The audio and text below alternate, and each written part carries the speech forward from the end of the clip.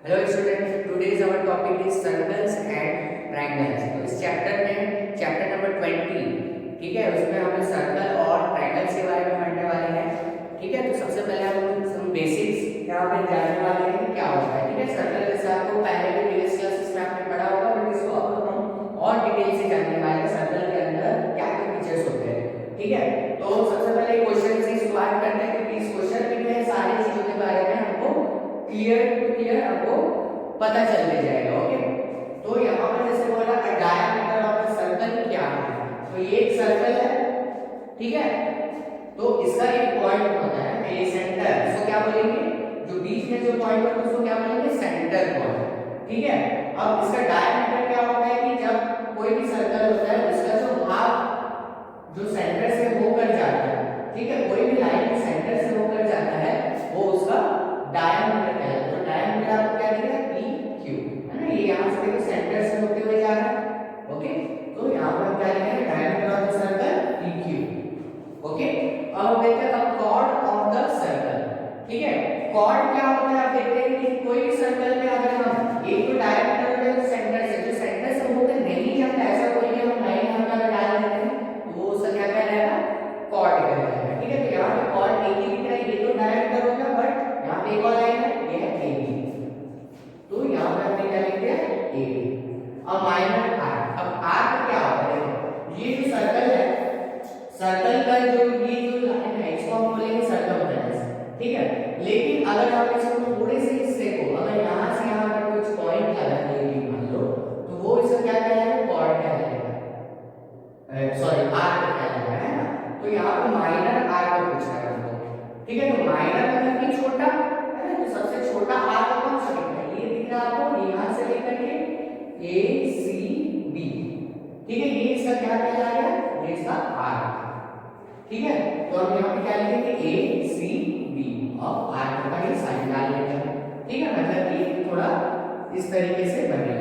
ठीक है, अब major segment of the circle. अब मेजर क्या होता है, यहाँ पर देखते हैं मेजर सेगमेंट पूछ रहा है।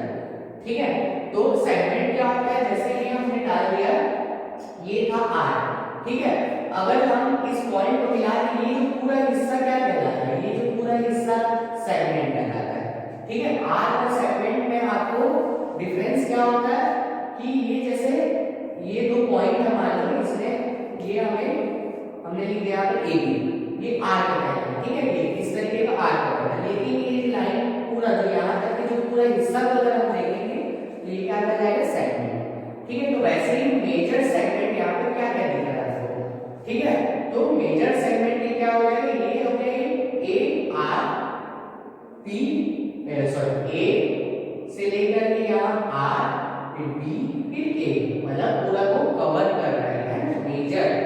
ठीक है, तो हम क्या लिखेंगे यहाँ पर A R B A। ठीक है, अब आते हैं points in the interior of the circle. अब इंटीरियर मतलब क्या होता है, इंटीरियर मतलब अंदर की तरफ कौन कौन से पॉइंट्स ये देखेंगे हम। ठीक है, तो सर्कल के अंदर में ये दिख रहा होगा आपको पॉइंट X और पॉइंट S। ठीक है, और पॉइंट O भी है ना, अंदर की तरफ ही है।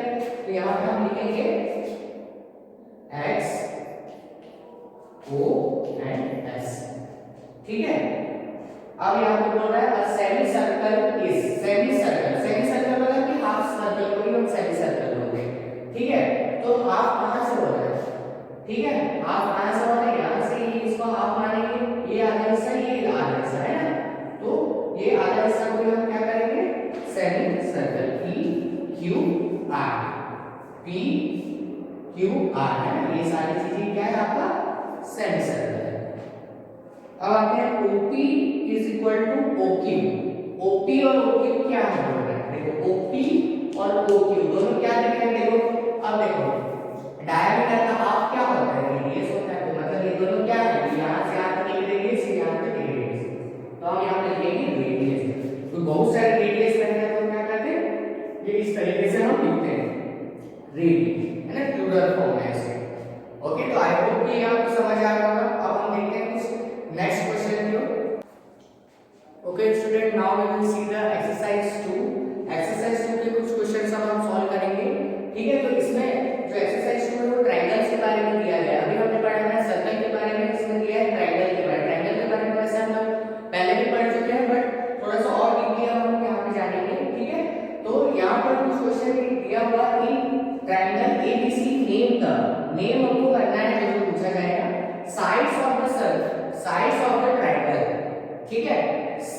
ट्राइंगल की साइड्स कौन कौन से होते हैं? ये सब साइड्स है ए बी बी सी सी ए, ठीक है।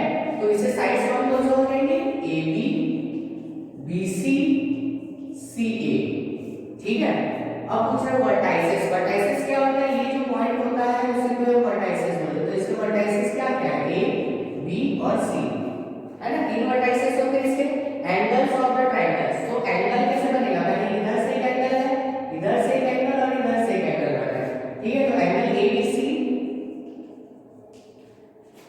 Angle B C A, then angle C A B, ठीक है। तो इस तरीके से इसके तीन एंगल्स बनेंगे। अब देखो इसमें पूछे classify the given triangles according to the their angles.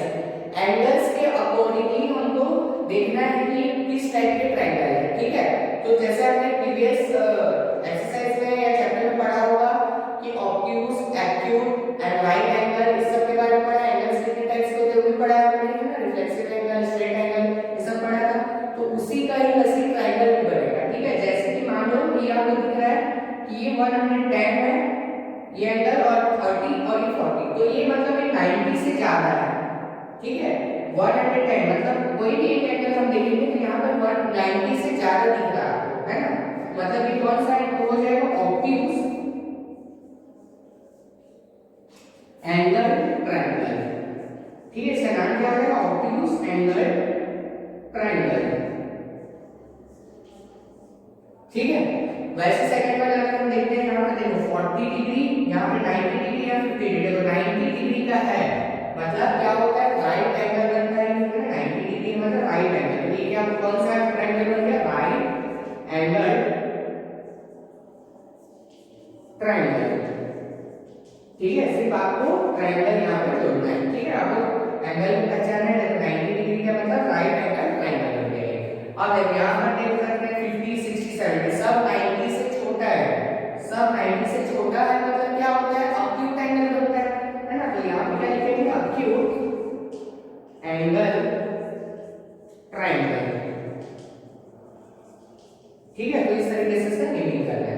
अब यहाँ पर पूछ रहा है कि classify the given triangle according to the length of the side. अब साइड को देख के हमको उससे पहचानना है, इसमें ये वाला आ जाएगा आपका कि equilateral triangle, scalene triangle and isosceles triangle, ये हमको पहचानना है, ठीक है। तो यहाँ पर देखो 4 सेंटीमीटर 4 सेंटीमीटर 4 सेंटीमीटर, तीनों साइड जब इक्वल होते हैं तो कौन सा ट्रायंगल कहलाता है? ये इक्विलेटरल ट्रायंगल,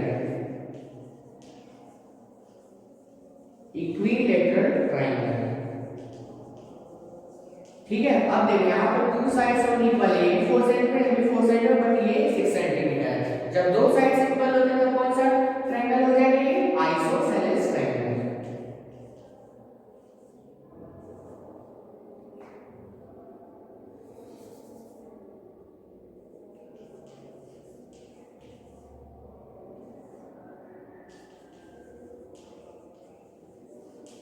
अब आ जाते हैं, देखो यहाँ पे सारे साइड्स का इक्वल हो जाता है, सॉरी सारे जो साइड्स इक्वल नहीं है यहाँ पे, ठीक है।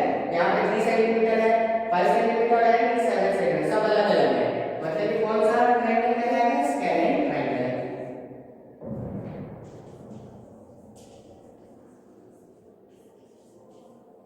Okay student, now we will see some more question of this exercise. तो यहाँ पे कहते हैं check whether the following can be angles of a triangle, ठीक है। हमको ये चेक करना है कि जितने भी एंगल्स है वो ट्रायंगल के हैं या नहीं, ठीक है। तो क्या हम कैसे जानेंगे कि एंगल के ट्रायंगल के एंगल है? तो क्या होता है कि सम ऑफ एंगल्स ऑफ ट्रायंगल, क्या होता है उसका जो आता है मेजरमेंट वो होता है 180 डिग्री। तो हमको क्या देखना है कि सारे जो एंगल्स हमको ऐड करके देखना है 180 डिग्री आ रहा है या नहीं, ठीक है। तो हम क्या करेंगे? इस फॉर्मूला में रखेंगे पहले sum of the angle of triangle is equal to 180 degree. तो क्या करेंगे अब हम? 33 प्लस 90 प्लस 45 ऐड करके अब हम देखते हैं, ठीक है। इसको ऐड करेंगे कितना हो जाएगा? ये हो जाएगा 123 प्लस 45, तो कितना हो जाएगा ये बन जाएगा आपका 8 6, ये हो जा रहा है 168 डिग्री। ठीक है, तो 168 डिग्री, तो ये एंगल है क्या? नहीं है ना। तो यहां पे आप लोग क्या लिखेंगे? It can not be the angle of triangle.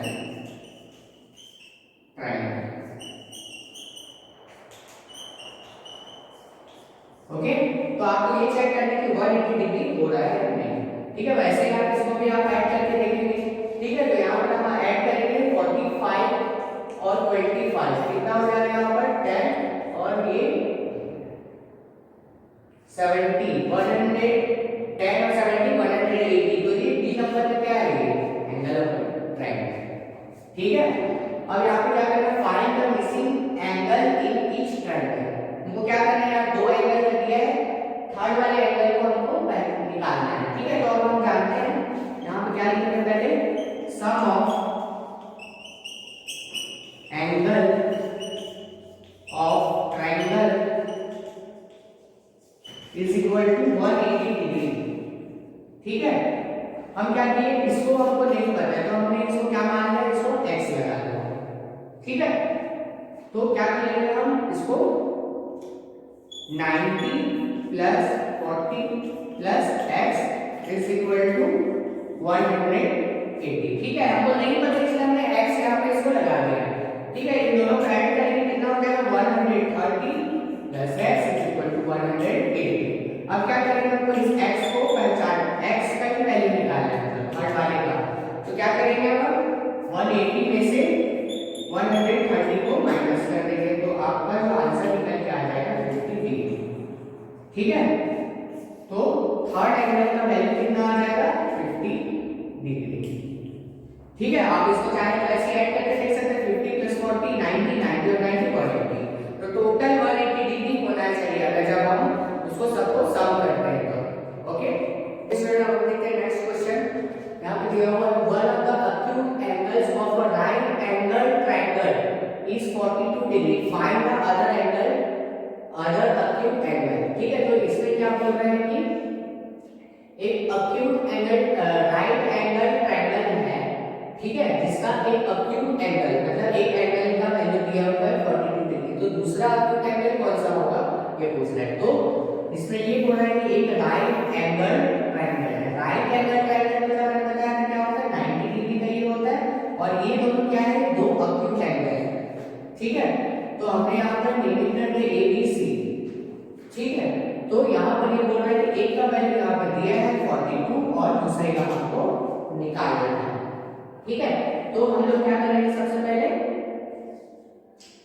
लिखेंगे sum of the angle of triangle. ठीक है, मैं शॉर्ट फॉर्म में लिख रहा हूं 180 डिग्री। ठीक है, ये लिखना कंपलसरी है। और यहाँ पर क्या है? एंगल ABC का angle A plus angle B plus angle C, मतलब 180 डिग्री का होगा। ये तीनों एंगल को अगर हम सम करेंगे, sum of all the angle of triangle, तो कौन कौन सा एंगल है यहाँ? Angle A, angle B, angle C। ठीक है, तो यहाँ पर एंगल A हमको नहीं पता है, एंगल B है 90 डिग्री, एंगल C है, एंगल C दिख रहा है आपको 42, और ये हो जाएगा 180 डिग्री। तो दोनों को हम क्या कर देंगे? ऐड कर देंगे, तो ये हो जाएगा 132 degree is equal to 180 degree. ठीक है, हमको एंगल A का वैल्यू पहचानना है, तो क्या करेंगे? इसको इससे माइनस कर देंगे, 180 माइनस 132, तो आपका आंसर आ जाएगा 48 डिग्री। तो एंगल A का वैल्यू मतलब जो इसमें ये जो पूछ रहा है फाइंड द अदर एंगल कितना हो जाएगा? 48 डिग्री। ठीक है, तो इस तरीके से आपको डायग्राम के साथ ही बनाना होगा।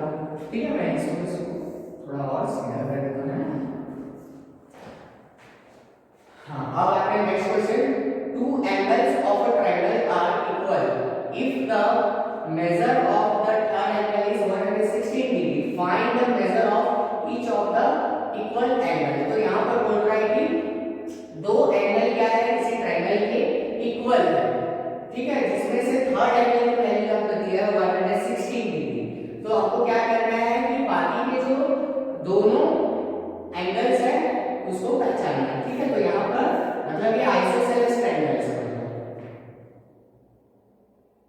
तो यहाँ पर क्या करना है, दोनों इक्वल है, ठीक है। तो यहाँ पर कर देते हैं हम, मान लो अगर ये दोनों इक्वल है तो इसका वैल्यू मान लो दिया हुआ है, ठीक है, 116 मान लो ये दिया हुआ है, और ये दोनों का वैल्यू आपको फाइंड आउट करना है, जो कि दोनों सेम रहेगा, है ना, सेम रहना है। तो इसमें भी हम क्या करेंगे, angle A plus angle B plus angle C 180 degree का होता है, ठीक है। तीनों एंगल को अगर हम मिलाएंगे तो किसी एक का वैल्यू यहाँ पर दे दिया है, मान लो 116 का, और एंगल B और एंगल C हमको नहीं पता है, तो इसको हम निकालेंगे angle B plus angle C, 180 में से 116 को माइनस कर लो, तो ये हो जाएगा 4, ठीक है, और ये बन जाएगा 64 डिग्री।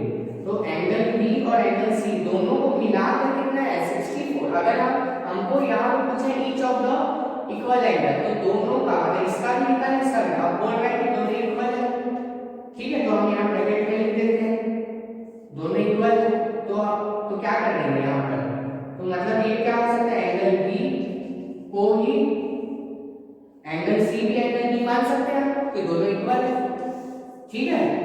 तो क्या हो जाएगा, 64 मतलब 2, यहाँ 2 को एंगल B बन जाएगा, है ना, एंगल B कितना बन जाएगा, 2 को एंगल B बन जाएगा, तो 64 एंगल B का वैल्यू निकालें, क्या हो जाएगा, 64 से डिवाइड कर देंगे 2 से, तो एंगल B का वैल्यू निकल जाएगा 32 डिग्री, ठीक है। अगर एंगल B 32 डिग्री है तो एंगल C